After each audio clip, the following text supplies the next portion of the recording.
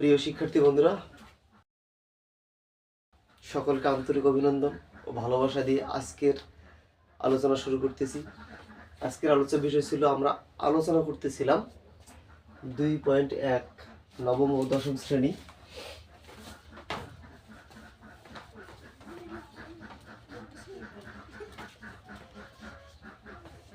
নবম এবং দশম শ্রেণী 2.1 অনুশীলনে আলোচনা চলছে।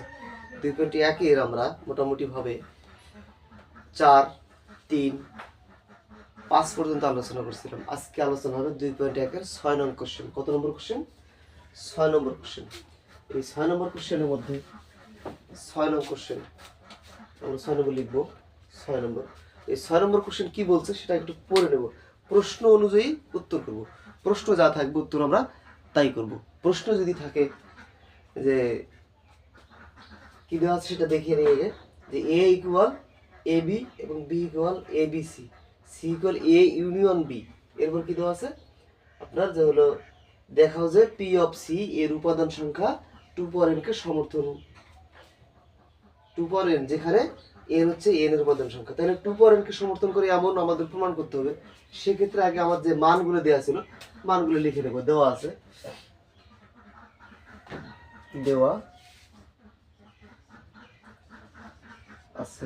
কি দেওয়া আছে এ ইকুয়াল, অবশ্যই দ্বিতীয় বন্ধনী লাগবে যেহেতু সেটের অঙ্ক, কিসের অঙ্ক?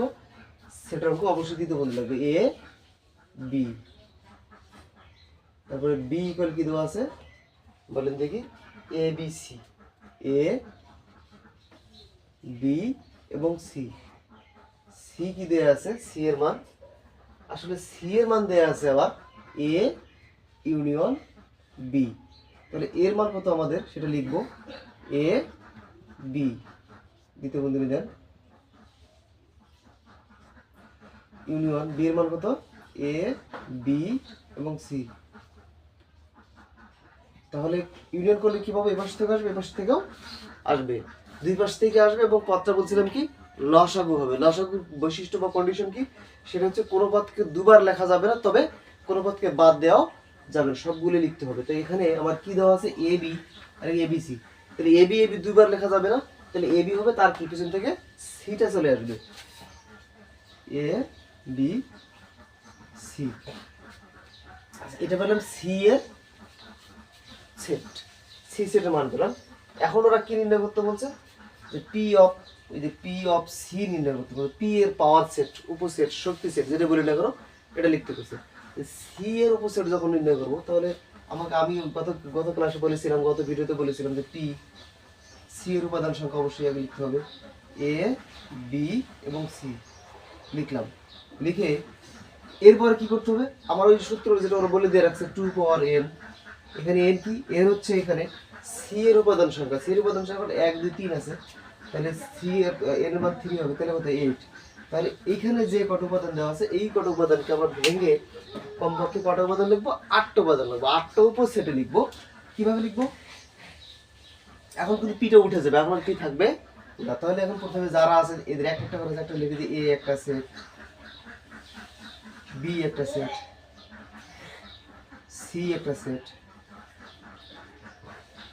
তারপরে মনে করুন আর কি আছে বলেন দেখি। এরপরে আছে দুটো করে লিখবো, এ ডি, তারপর কি আছে? A C. মিশাই দেবো এটা, সেটা যখন লাগবে তখন আমরা লিখবো। এরপরে আমরা কি পাচ্ছি এখানে বলেন? এই বিসি, বি সি।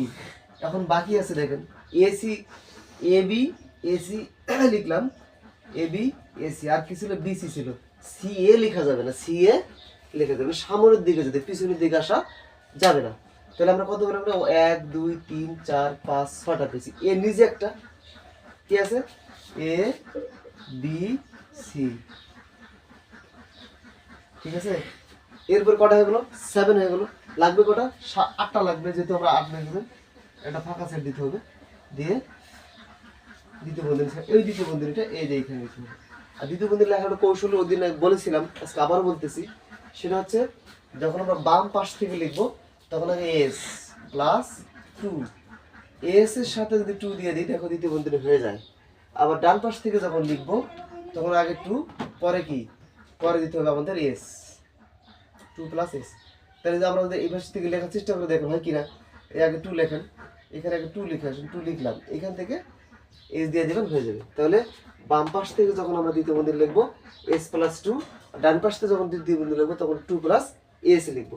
অনেকেরই অসুবিধা, আমারও একটু একটু অসুবিধা হয়, ঠিক আছে। তো লিখতে লিখতে প্র্যাকটিস করতে করতে তোমাদের ঠিক আছে, সমস্যা নেই, বুঝলে হলো যেটা এখানে সেকেন্ড ব্র্যাকেট হচ্ছে। আচ্ছা, এখন আমরা কত পেলাম, এখানে উপাদান কত পাইছি, 8টা পাইছি। তো এইগুলো একটু মিশাই দিই, যে আমি যে কৌশলটা শিখলাম কৌশলটা মিশাই দিই।